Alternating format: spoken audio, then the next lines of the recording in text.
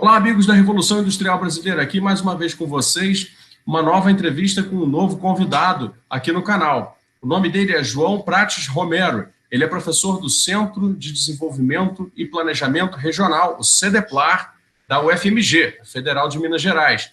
O João é um grande especialista, estudou isso toda a sua carreira profissional de economista, né, na complexidade econômica e nas suas interfaces com indústria e inovação. Então tem tudo a ver com as discussões que a gente leva aqui no canal, e por isso eu fiz questão de trazê-lo aqui para apresentar a vocês os conteúdos, né, dessa pesquisa, dessa visão sobre complexidade produtiva, estrutura produtiva e possibilidades de desenvolvimento, que é toda a nossa temática, né? E vou tentar abordar com ele aqui algumas dessas interfaces, no sentido de perguntar a ele, aí já introduzo, João, muito obrigado pela sua presença, a primeira pergunta, que seria a seguinte: nós temos aí discutido ao longo de meses, né, a complexidade produtiva, e em vários tweets, em vários vídeos, participações nas redes, sempre advogamos que a complexidade produtiva de um país é diretamente proporcional, ou pelo menos estreitamente relacionada, com o seu nível de desenvolvimento, sua renda per capita, sua capacidade de abordar mercados internacionais, sua capacidade de produzir inovação tecnológica, etc. João, explica para a gente, em termos gerais, e depois especifique como você quiser, o que é essa tal complexidade produtiva. Muito obrigado. Bom, Valso, primeiro, né, obrigado pelo convite, né, um prazer aí participar do canal e com essa conversa. E, na verdade, né, assim, essa questão da complexidade econômica, né, é uma abordagem, né, uma metodologia moderna para tratar de um tema que já vem aí por décadas, né, é a questão central da teoria de desenvolvimento econômico, né, desde os clássicos do desenvolvimento, que é a importância da estrutura produtiva, né, como que para as sociedades se desenvolverem, né, para a renda per capita aumentar, para a desigualdade se reduzir, né, você precisa de mudar a estrutura produtiva, saindo de produtos mais simples e chegando em produtos mais sofisticados, né? Então, assim, a ideia inicial das teorias de desenvolvimento, né, desde a CEPAL e outros clássicos europeus também, era de que a visão inicial era que você saía da agricultura e de produtos primários e caminhava para a indústria, né? Então, a industrialização, ela, no começo da literatura ali de desenvolvimento, ela surge como um sinônimo, assim, né? A industrialização é fundamental. E aí, com o passar dos anos, né, foram surgindo mais nuances aí dentro disso, né? A indústria lá de 1940, né, quando tem os clássicos ali do desenvolvimento, é muito diferente da indústria de hoje, né? Então, hoje a indústria, você produzir sapato e você produzir avião, né, são coisas completamente diferentes. E aí a grande questão dessa metodologia da complexidade, né, que foi desenvolvida pelos professores Hidalgo do MIT e Hausman de Harvard, é uma forma de medir isso, né, de uma forma bastante desagregada, né? Eu acho que uma questão bem interessante da abordagem da complexidade é o nível de desagregação que eles chegam, né? Então, ao invés da gente falar em grandes setores industriais, a gente consegue ver exatamente quais as indústrias que são importantes, né? E a sacada deles foi usar dados de comércio internacional para chegar nessas medidas de complexidade que você mencionou, né? E por que dados de comércio, né? Os dados setoriais, sobretudo se a gente for comparar entre países, são bastante difíceis de encontrar e eles são, muitas vezes, difíceis de compatibilizar, porque as classificações, às vezes, são diferentes. Sobretudo países subdesenvolvidos, esses dados ou não existem ou são de baixa qualidade. E a grande vantagem dos dados de comércio é que todos os países do mundo, né, praticamente, controlam o que está entrando, o que está saindo, e de uma forma muito específica, né? Então, eles pegaram esses dados para, a partir deles, calculam ali, né, um índice de vantagem comparativa revelada, que é basicamente ver para cada nível de produto, e aí a gente volta no que eu falei da desagregação, que né, em geral, bases de dados setoriais internacionais, você tem ali 10 20 setores, né? Matriz de insumo-produto, que também é muito usada, às vezes é 60 setores, 30 a 60. Os dados de comércio, muitas vezes você tem entre 800 até 1.200, nas classificações mais desagregadas pode chegar a 6.000 produtos. Então, é um nível de especificidade muito grande, né? E aí, eles, observando isso, né, quem exporta mais conseguiram, calculam esse índice de vantagem comparativa revelada, que é uma forma de medir se o país é competitivo ou não naquele determinado bem, né? Então, os países que exportam um determinado bem uma proporção maior do que o resto do mundo como um todo, isso indica que eles provavelmente são competitivos, né? A gente não sabe exatamente por quê, né, esse índice ele não diz nada disso, mas a gente sabe que pode ser usado como uma proxy para competitividade. E aí, a partir disso, eles vão combinando, né, esses indicadores, né, de vários países para desenvolver essas medidas de complexidade, que basicamente eles combinam dois conceitos, né, um conceito de diversidade, que é observar quantos produtos que cada economia produz de forma competitiva, né? Então, pensando, né, e a analogia interessante que eles fazem é com pecinhas de Lego, né? Tem as capacidades produtivas são as pecinhas de Lego. Quanto mais capacidades os países têm, né, mais produtos, né, diferentes, que são mais brinquedinhos lá, eles vão conseguir montar com essas pecinhas, né? E aí cada país é uma caixa de Lego. Quanto mais capacidades, maior a capacidade produtiva geral, né? Portanto, maior vai ser a diversificação produtiva. Então, o que pode se inferir disso aí é que os países mais diversificados têm mais capacidades produtivas. Bom, já é um dado interessante. Só que eles começaram a observar que você pode ter um país que ele é diversificado, mas produzindo produtos simples, né? Produtos primários, por exemplo, ou produtos extrativos, e por aí vai. Então, para refinar isso, eles usam um outro indicador, que é o indicador de ubiquidade, que é basicamente quão comum é a produção de um determinado bem, né? Então, para medir isso, eles olham quantos outros países produzem esse bem. Então, por exemplo, se a gente for pegar algum bem primário, né, não sei, batata, né? Quantos países produzem? Vai ser uma gama grande de países, né?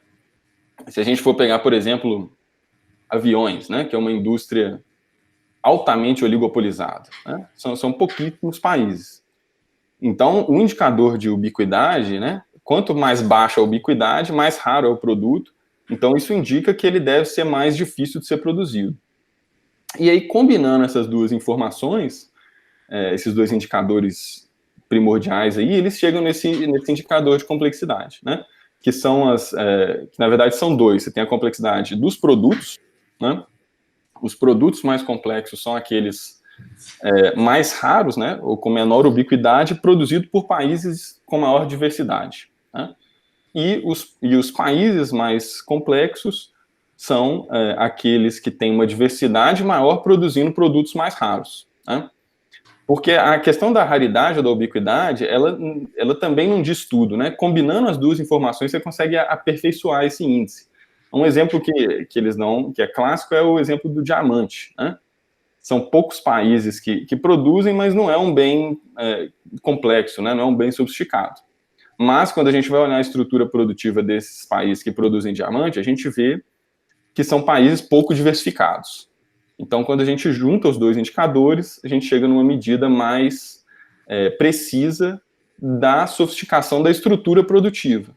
Mas aí, voltando ao começo, isso é só uma medida, né, moderna para analisar a estrutura produtiva dos países, que é a grande questão aí do desenvolvimento, né? Não sei se me entendi demais aí. Não.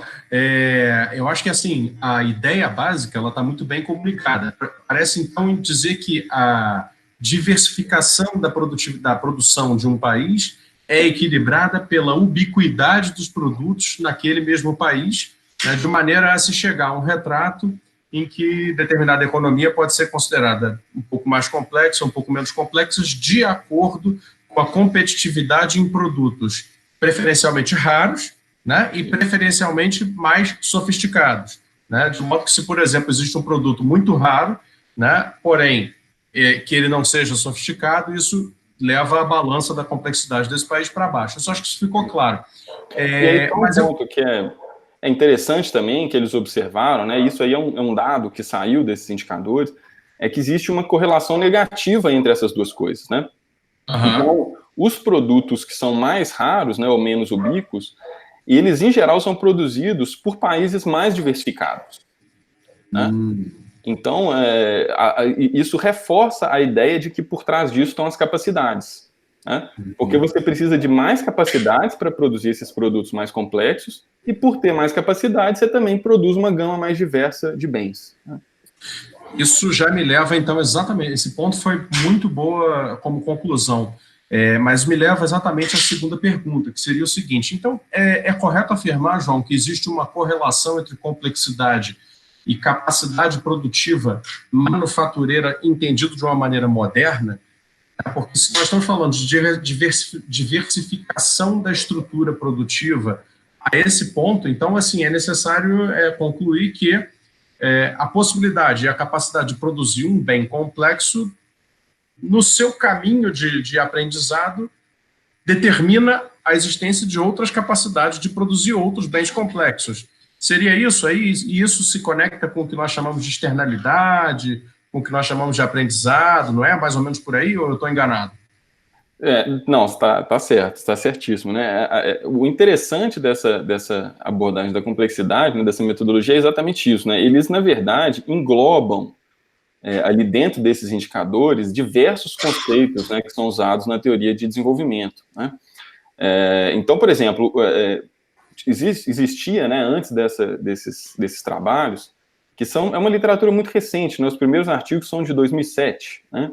Então, são 13 anos de estudos aí, isso é muito pouco, né, para a história do pensamento econômico aí, né? Então, uma das questões que eles observam ali é que você tinha uma outra linha de pesquisa que era mais na área de inovação, exatamente tentando identificar as capacidades produtivas e, né, quais são as capacidades tecnológicas que os países precisam ter para inovar ou para produzir alguns determinados bens. Só que isso é uma tarefa ingrata, né? Vamos dizer assim, porque é muito difícil você identificar exatamente quais capacidades são necessárias para produzir cada bem, qual diferença entre as categorias de bens e por aí vai. Então, o que eles contribuíram foi medir essas capacidades de uma forma indireta, né? Você, olha, eu não sei exatamente quais capacidades que estão aqui, mas consigo ver que esse indicador ele capta isso. E não só as capacidades produtivas, e isso também visto de uma forma ampla, né? Não é só capacidade produtiva no sentido de, olha, eu tenho capacidade de engenharia, né? Ou uma capacidade técnica, né? Tem muito ali dentro desse indicador que são capacidades ou conhecimentos tácitos, né? Então, que são coisas que não são ensinadas, né? Que se aprende na prática, que também tem toda uma literatura de pesquisa econômica sobre, né, o chamado learning by doing, né, aprender fazendo, aprendizado prático, ganhos de experiência, né, assim, nas minhas aulas de economia internacional e desenvolvimento aqui na UFMG, eu sempre falo para os alunos que acho que talvez a lei mais universal dos seres humanos é que são os ganhos de experiência, né? Dificilmente você vai fazer uma coisa a primeira vez vai ser melhor do que a décima, né? A décima, em geral, é bem melhor do que a primeira. Então, isso aí tá englobado ali dentro desses indicadores, né? Ganhos de experiência, ganhos de redes, né? De formação de contatos com fornecedores, com outros produtores. Então, de certa forma, uma caixa preta, mas que engloba diversos conceitos, inclusive externalidades, né? Porque o outro ponto interessante que eu não mencionei, que a partir disso eles formam aquela rede, né? Que é o chamado o product space, né? O espaço de produto, que são as conexões entre os produtos, né? Que isso foi uma outra sacada muito interessante, que foi a partir, né, já tinha antes na literatura econômica uma outra forma de ligar os produtos, que era a metodologia de insumo-produto, né, que é ver qual o setor que demanda de quem e vende para onde, né. Só que isso é uma ligação técnica. Essa abordagem da complexidade, eles usam ali a probabilidade de coexportação de dois produtos, né. Então, ele está vendo aqui, olha, que se o Brasil exporta cana, né, qual que é a probabilidade dele exportar equipamentos, né, sei lá, bioquímicos? É baixa, né? São um produto agrícola e um outro químico, né? Então, assim, são distantes. E aí, eles fazendo isso para todos os países, você pega uma probabilidade média e você consegue ligar. Olha, esse aqui tem uma probabilidade alta, então a partir disso eles formam aquela rede que é o Product Space com as ligações entre os produtos. E a interpretação disso é que se você tem capacidades semelhantes, você provavelmente vai ser competitivo em produtos próximos nessa rede, né? Então, e aí isso a gente chega num outro ponto que você mencionou, que é a questão dos caminhos, né, de desenvolvimento, né? Como que o aprendizado se processa, né? Como que as economias, né, como eu falei no começo, o desenvolvimento é a mudança da estrutura produtiva, como que essa estrutura vai mudando ao longo do tempo, né? E como que o que a gente sabia, né, há 10 anos atrás condiciona o que a gente sabe hoje, né? Então, isso é um aprendizado paulatino, né? Assim, e aos poucos a gente vai diversificando a economia, em geral, para produtos mais próximos, né? E dificilmente você tem esses saltos, né? Agora, com a pesquisa mais recente, a gente já sabe que o movimento de desenvolvimento dentro do Product Space os países menos desenvolvidos vão diversificando para produtos mais próximos, até um momento crucial ali que eles têm que dar um salto, né? E passar para os produtos mais complexos. E aí essa aqui é o grande desafio do desenvolvimento ali, né? Que está relacionado com a armadilha ali da renda média, né? Como um artigo recente aí do nosso colega Paulo Gala. Né? Pois é, exatamente. Eu pelo menos visualizo essa questão. Você sabe que eu sou jornalista, né, e cubro essa área de indústria já há vários anos. Eu conheço uma penca de empresas, entendeu? Uma penca, muitas. Eu já visitei várias, fora do Brasil, na América Latina, na Europa, Estados Unidos, aqui dentro também uma porção. E sempre percebo o seguinte: nenhuma indústria, nenhuma empresa industrial existe sozinha, né? Ela tem uma cadeia de fornecedores por trás de si, né? E o seu produto, frequentemente, também ele vai participar de uma cadeia, né, ajusante, como se fala, né, após a saída da sua fabricação. E nisso vão se formando esses encadeamentos e essa adição de valor. Frequentemente, as empresas reúnem os jornalistas para anunciar inovações, ou, por exemplo, determinado modelo de determinado produto foi aperfeiçoado. Esse aperfeiçoamento frequentemente é a associação a uma outra empresa provedora de algum tipo de componente que tem uma nova tecnologia, e aquilo acaba agregando ali dentro. Então, isso se comunica muito, eu acho, com essa ideia do espaço de produto, né? As capacidades que estão ali acumuladas numa determinada empresa, né, que, digamos, produza, não sei, algum tipo de equipamento de elevação, elas serão aumentadas a partir do momento em que ela se associar com uma outra empresa e conseguir, por exemplo, fazer um monitoramento das capacidades de elevação em cada momento da carga, ou seja, a cada altura, né? E, portanto, possibilitando uma maior cobertura, né, daquele equipamento, ou seja, ele vai poder levar mais carga a maior distância.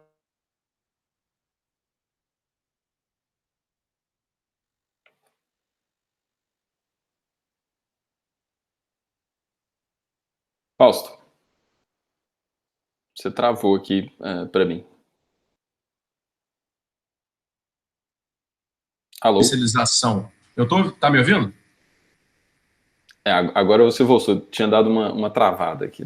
Beleza. Eu estava perguntando o seguinte: dado que a rotina das empresas é desse jeito, é de acúmulo de aprendizados e associação para, né, inovar através de aprendizados que vão se acumulando no produto ao longo de cadeias, né, o que impediria, assim, só um exemplo, uma especulação, que uma empresa como a WEG né, uma campeã brasileira na fabricação de motorização elétrica, né, possa evoluir, por exemplo, para a fabricação de veículos elétricos, né, porque, pela teoria dos espaços de produto, ela seria uma forte candidata para produzir, né, bens finais sofisticados de mobilização elétrica, como, por exemplo, ônibus elétricos, carros elétricos, né, ou outro tipo de veículos também, né?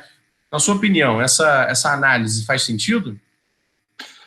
Não faz todo sentido, né? Isso é interessante que isso relaciona também com a forma como você descreveu, né? É bastante próxima da literatura neo-schumpeteriana, né? De sistemas de inovação, né? E aí o que eles falam é desse ecossistema, né? De inovação, né? Então essa combinação de capacidades de empresas, né? E até em função de patentes, né? Muitas vezes você precisa dessas associações para combinar essas capacidades. Eu acho que a diversificação para outros produtos, né, ela esbarra em diversos desafios, né? Eu acho, o que eu mencionaria inicialmente, né, o que o Roderick menciona como chamado de cost discovery, né? Eles têm que descobrir a estrutura de custos, né? Quando a empresa ela não produz um bem, ela ainda não sabe direito, né, se ela vai conseguir ser competitiva, qual que vai ser o custo dela, e ainda mais em setores de alta tecnologia, que você tem outras questões ali, né, de design, qualidade e acesso a mercados, né, porque os consumidores eles já conhecem ali as empresas que estão naqueles mercados, né. Áreas novas, como você mencionou, né, se é um mercado que está surgindo, isso são algumas janelas de oportunidade, né? Mas aí um outro problema que as empresas esbarram ou escala de produção, né? Muitas vezes você vai ter que ir desenvolvendo aquilo ali para até chegar numa escala eficiente, e o risco, né? Assim, se é uma empresa já consolidada, ela apostar numa tecnologia nova, né? Assim, dependendo de quanto dinheiro ela vai investir nisso, né? Isso é uma atividade arriscada. E aí, muitas vezes, algum apoio, né, estatal é importante para que isso aconteça, né? Que a gente entra no livro já famoso, né, da Mariana Mazzucato, né, O Estado Empreendedor, né, onde ela enfatiza que o Estado, muitas vezes, atua tomando risco muito mais do que as empresas, né? Até porque o Estado tem mais capacidade de fazer isso, né? Ele aguenta o tranco, digamos assim, né? A grande questão, né, é como fazer isso, né? Então não é que o Estado vai sair jogando dinheiro fora em políticas, né, à torta e à direita, mas muitas vezes combinar assim, algumas empresas que têm essas capacidades, que têm esse potencial, com algum incentivo do Estado, para que elas façam essa mudança, né? Essa transição aí entre setores ou mesmo expandir para uma área próxima e promissora, né? E aí tem diversas formas de fazer isso, né? Assim, pode ser tanto através de subsídios à pesquisa e desenvolvimento, né? Ou mesmo alguma outra forma de ajuda nessas participações, né? Ou aquisição de tecnologia externa. Então tem diversas possibilidades. Mas eu acho que a superação desses riscos e dessas incertezas, né, que é o grande desafio quando uma empresa vai entrar em um setor novo, né? João, tentando comentar agora um pouco sobre a atualidade do Brasil, eu tenho falado bastante disso assim, nas participações que eu faço com relação à nossa indústria de equipamentos médico-hospitalares, né, e insumos médico-hospitalares em geral, né? Nossas capacidades produtivas se reduziram muito em toda a indústria, nos últimos aí 20, 25 anos, pelo menos, né? Mas no setor médico-hospitalar parece que isso foi bastante grave, né? Nós hoje, por exemplo, uma coisa que eu tenho citado, que é uma pesquisa que eu andei fazendo, a respeito dos ventiladores pulmonares, temos uma limitação muito grave, que é expressa quando o Ministério da Saúde faz praticamente um confisco, né? Ele decreta, porque é permitido, a lei permite fazer isso em situações de emergência, né? O controle total da produção. Ele diz o seguinte, bom, todos os fabricantes nacionais desse equipamento, que é de extrema necessidade, serão obrigados, a partir de agora, a fornecer toda a sua produção imediata e no futuro próximo ao governo, para que o SUS possa atender à demanda altíssima. E eles esperavam, com isso, obter uma quantidade aí de mais de 10 mil unidades de ventiladores pulmonares. Resulta que o primeiro mês da pandemia aconteceu e o limite de produção foi de 400 e poucas unidades. Eu não tenho os números exatos aqui, mas a desproporção é esta. Isso fala a respeito de uma... Isso fala a respeito de uma perda de capacidade, inclusive quantitativa, né, da produção industrial dentro desse setor. E aí começam a surgir iniciativas e discussões a respeito de uma possibilidade de reconversão industrial, né? Tem empresas brasileiras que têm experiência em metal mecânica, participando com outras que têm experiência em eletroeletrônica, né, se juntando para tentar fechar buracos, né, da cadeia de equipamentos eletromédicos, como é o caso do ventilador pulmonar, né? Isso numa corrida meio desembestada, inclusive, né, para tentar dar conta do desafio. Como é que você vê as possibilidades dentro de toda essa visão nova da complexidade, do espaço de produto, da análise das capacidades? Como é que você vê a possibilidade do Brasil hoje fazer algum tipo de reconversão industrial que pudesse até mesmo indicar um caminho de reindustrialização? Bom, a grande questão aí, né, eu acho que isso envolve diversos fatores, né? O Brasil, ele é um país de renda média, né, assim, que a gente tem uma estrutura produtiva, né, assim, como você disse, né, a indústria vem caindo muito aí nas últimas décadas, mas a gente chegou a produzir máquinas, né, avançadas, sobretudo de média tecnologia, né, a gente tem uma exportação considerável de média tecnologia. O grande gargalo nosso é a produção de alta tecnologia que a gente não conseguiu entrar, né, de forma competitiva para exportar, né. Apenas alguns exemplos. Mas a gente tem uma produção considerável, né? E aí é interessante, algumas entrevistas que eu tenho dado, né, muitas vezes os jornalistas me perguntam, né, não, então você acha que vai ter uma tendência protecionista, vão mudar as cadeias globais de valor, né, os países vão começar a produzir de tudo? E eu acho que não, né? Assim, não é nem 8 nem 80, né? E aí a gente volta na questão das capacidades, né? Não é que o país, não é que o Brasil vai ter que começar a produzir tudo na cadeia, né? Digamos, de saúde, né? Que é a questão do momento, né? Não, a especialização internacional, ela tem benefícios, né? Assim, cada um vai produzir de uma forma mais eficiente, vai trocar. A grande questão é que essa crise, né, a epidemia está demonstrando, é que os países que têm uma estrutura produtiva mais diversificada, né, um maior índice de complexidade econômica, eles têm, por ter mais capacidades, eles conseguem responder a esses desafios de uma forma melhor, mais eficiente, né? Então, por exemplo, nos Estados Unidos, me parece que a GM, a Ford iriam produzir algumas peças, ou mesmo ventiladores.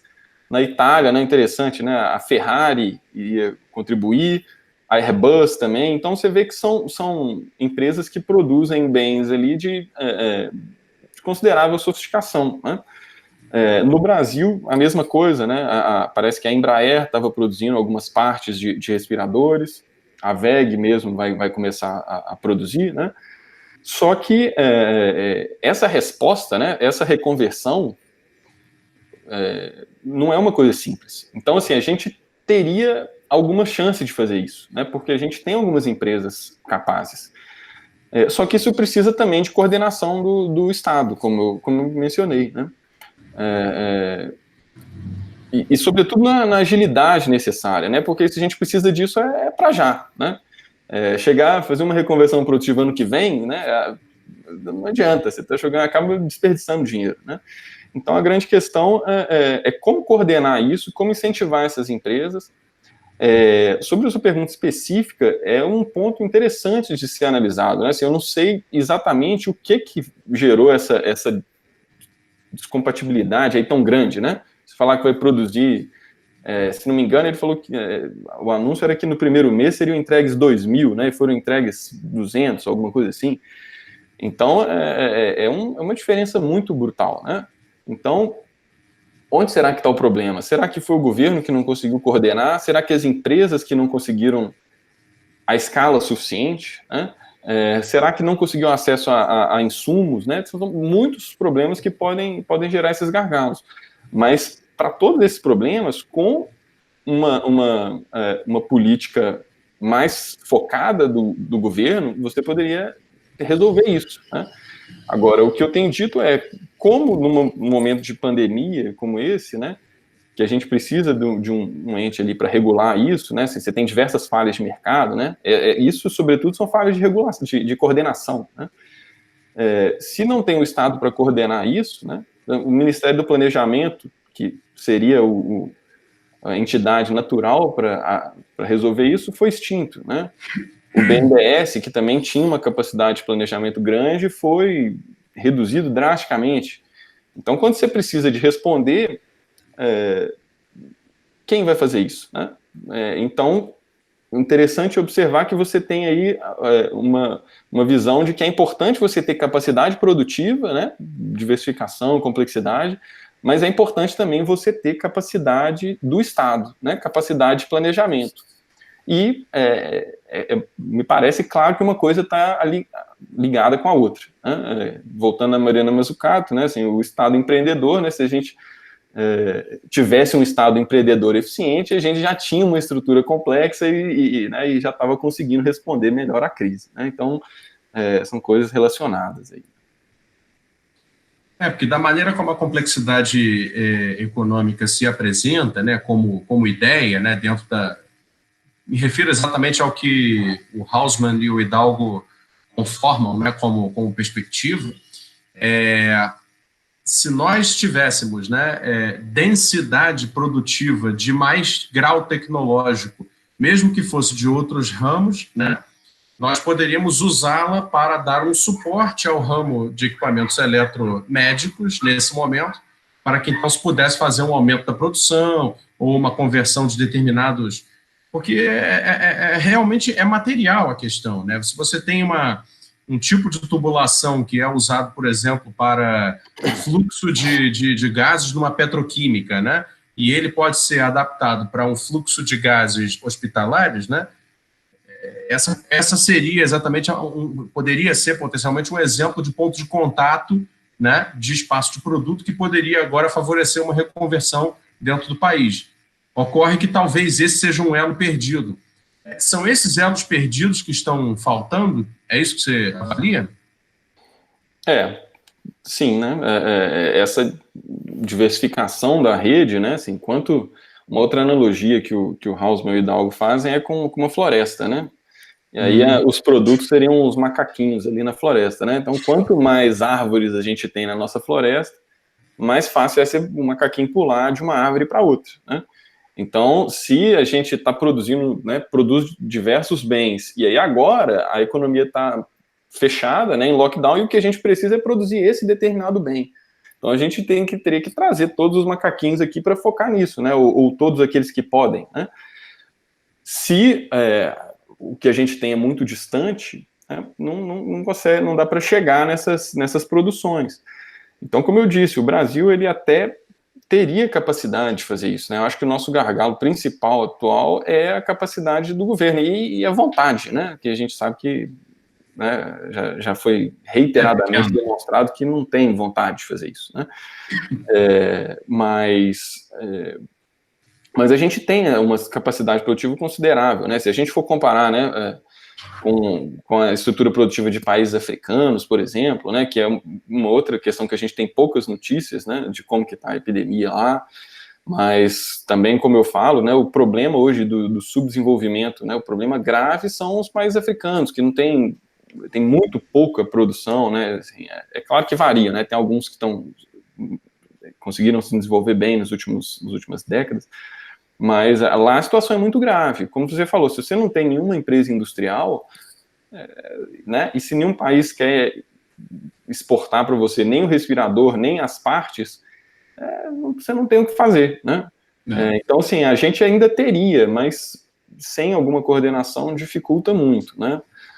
Eu acho que essa que é a grande questão. E aí, o ponto, então, né, seguinte é pensar como criar essas capacidades, né, como diversificar a estrutura produtiva, que é algo que a gente aqui no CDPLAR, eu com outros colegas, já estamos trabalhando, temos já alguns artigos publicados, estamos fazendo uma pesquisa agora sobre a diversificação produtiva aqui de Belo Horizonte, né, que é exatamente usar essa abordagem da complexidade, esses indicadores, para pensar estratégias de políticas de desenvolvimento, né?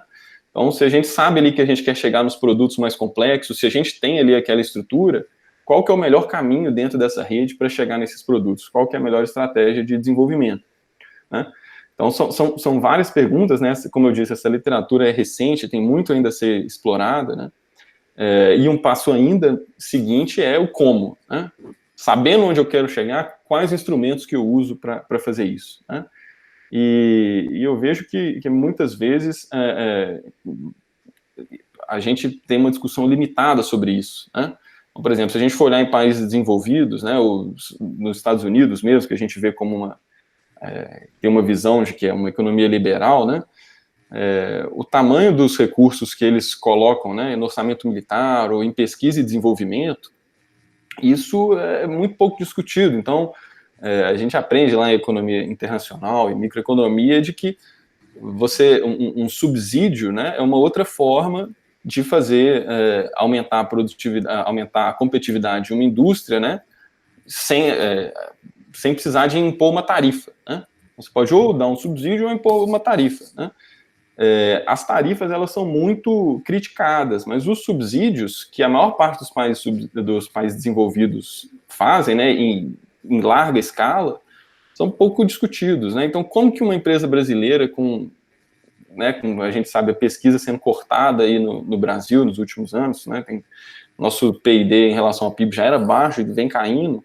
Como que uma empresa brasileira vai conseguir competir com uma empresa americana que tem recursos, né, de PIB públicos, apoio, né, muitas vezes transferência, né, uma tecnologia que é desenvolvida para fins militares, que é transferida para a área privada. Então, essas que são as questões, né, de como gerar essa diversificação em vista da competição que está se acirrando, né, também com a chegada da China e por aí vai. Perfeito. Essa questão específica de, perdão, o que fazer nós sabemos, mas como fazer é toda uma novela nesse debate do desenvolvimento, você sabe disso, participa dela, né? Assim como eu, e eu já quero deixar apontado e convidado aqui, então, para o João voltar e falar especificamente sobre isso. Como? Afinal, como podemos desenvolver? Como podemos, então, fazer essa nossa floresta produtiva ter mais árvores, de maneira que os macaquinhos possam pular de maneira mais divertida entre elas, né? Uma metáfora muito bacana. João, quero te agradecer muito por essa entrevista, que eu espero que seja a sua primeira, né? Eu espero que você volte muitas vezes aqui, né? Foi excelente, tenho certeza que todo mundo que vê até o final vai compreender bastante melhor o que é a tal complexidade econômica, né? E como isso se, né, relaciona com perspectivas de enriquecimento material, de desenvolvimento dos países, e como isso se relaciona, no fim das contas, com qualidade de vida social, né, com atendimento de direitos básicos, né? Às vezes existe uma falsa disjuntiva, né, de que ou se atende direitos básicos ou se faz o desenvolvimento. Isso é uma divergência falsa e muito conveniente para pessoas que querem manter, né, os capitais circulando em certos, né, setores não produtivos, né? E você sabe exatamente ao que eu estou me referindo.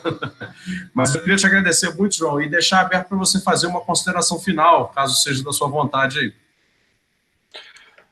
Não, acho que, agradecer de novo, né, o convite, acho, né, muito bacana a entrevista, essa oportunidade, né, de levar essas ideias aí para um público mais amplo, né, assim, acho que está de parabéns aí pelo esforço, né, e as excelentes. Então, eu fico, né, é um prazer e um orgulho aí fazer parte desse grupo de entrevistados aí que já conta com diversos economistas ilustres aí do Brasil. Então, eu acho que é isso. E aí, estou aberto aí uma próxima a gente discutir mais um pouco aí sobre esses temas. Com certeza. Vai voltar então, já que já aceitou, vai voltar em breve. Pessoal, esse foi o João Prates Romero, lá do CDPLAR, na UFMG. Se você tem Twitter, siga o CDPLAR. Lá eles colocam todas as pesquisas e todos os pesquisadores do CDPLAR também participam ali dessa rede social, na qual eu me integrei há pouco tempo e aprendo demais. Então, siga lá o João, o CDPLAR, todos os demais pesquisadores, vai aprender bastante. Por enquanto, a gente fica aqui nessa primeira entrevista do João. Agradeço ele mais uma vez, a você por nos assistir. Clica aí no sino, se inscreve no canal e compartilha esse vídeo. Muito obrigado, pessoal, e até uma próxima.